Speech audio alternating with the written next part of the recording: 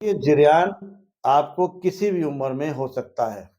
मसाने की गर्मी से, पेट की खराबी से या ऐसे दिमाग के अंदर ऐसे अश्लील फ़ोटो देखने से, पिक्चर्स देखने से, सोशल मीडिया पे कुछ ऐसे तरीके की तस्वीरें आती हैं जिससे हमारे दिमाग के अंदर एक रतूबत पैदा होती है और वह रतूबत के ज़रिए हमको हमें जिरयान की शिकायत हो जाती है। जिसे हम कहते हैं कतरा आना, कपड़ों का खराब हो जाना।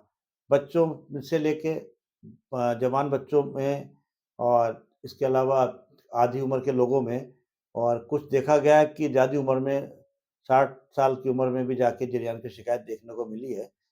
तो इससे हम आपको एक घरेलू नुस्खा बताते हैं जिरयान के लिए।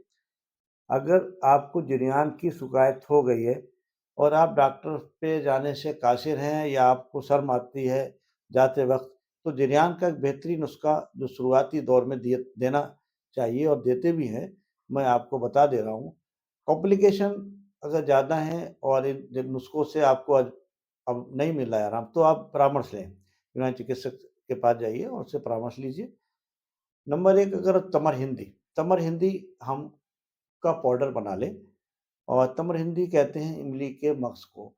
इमली का जो मग्ज़ है, इमली जो सभी लोग जानते हैं, देसी भाषा में इमली कहते हैं और यूनानी टर्मिनोलॉजी में उसको कहते हैं तमर हिंदी।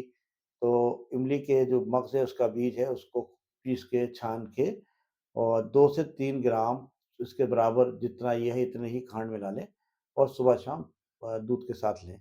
बहुत ज़्यादा फ़ायदेमंद साबित होगी। इसके अलावा और बहुत सी चीज़ें हैं जैसे कि रेवन चीनी है। रेवन चीनी को 1 से 2 ग्राम ले सकते हैं। ये भी इस मर्ज़ में, जिरयान में कतरे कतरे में बहुत फ़ायदा करती है। इसके अलावा आप एक चीज़ और है मग्ज़ कसूस और को भी आप 2 से 1 ग्राम सुबह-शाम ले सकते हैं। और एक अहम चीज़ बता दूँ जो सर्दी शक्तिवर्धक भी होती है और जिरयान के साथ-साथ और कई कामों में फ़ायदेमंद होती है।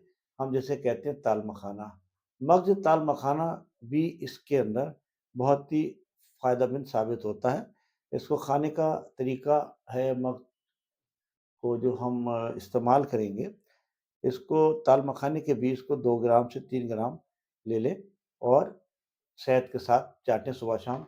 ये भी जिरयान में और प्रमेह रोग में बहुत फ़ायदेमंद साबित होता है। कुछ और बीमारियाँ हैं जो मैं आपको इसके बारे में कल बताऊँगा। जैसे कि किसी भी तरीके की का जिरयान हो, चाहे वो पेशाब के बाद मज़ी हो निकल रही है। मज़ी का मतलब होता है हल्का-सा चेप निकल जाना। कोई बात दिमाग में आई, हल्का-सा चेप निकल गया, आप नापाक हो गए, आपके कपड़े खराब हो गए।